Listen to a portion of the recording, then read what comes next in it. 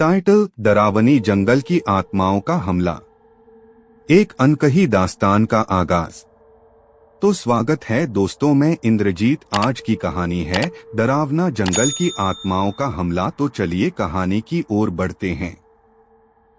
यह कहानी उस अजीबोगरीब जंगल की है जिसे लोग आत्माओं का जंगल कहते हैं।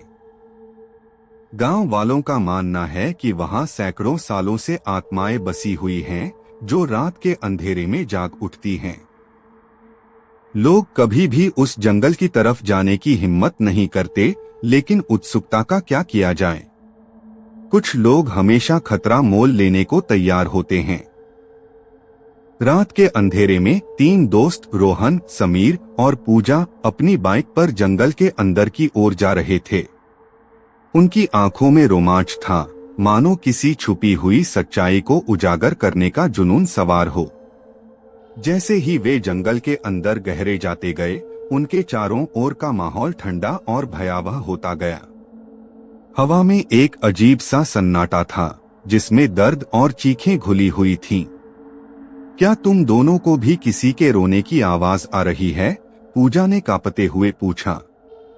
रोहन और समीर ने उसे नजरअंदाज करते हुए उसे सिर्फ वहम कहकर चुप कराया, लेकिन असल में वे भी डरे हुए थे।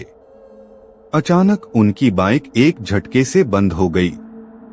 चारों ओर घना अंधेरा था और पेड़ों की शाखाएं उनकी ओर झुकी हुई जान पड़ रही थीं।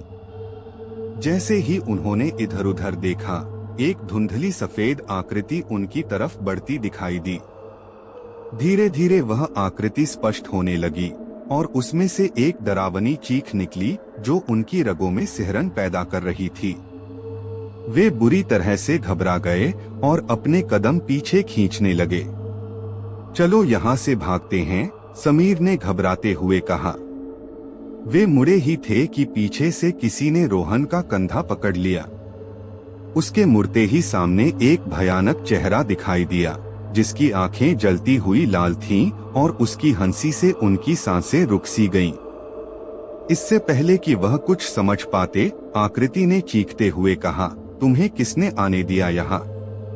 And suspense hook for next episode. क्या रोहन, समीर और पूजा उस भूतिया जंगल से अपनी जान बचाकर निकल पाएंगे, या आत्माओं का हमला उन्हें हमेशा के लिए वहां रोक लेगा?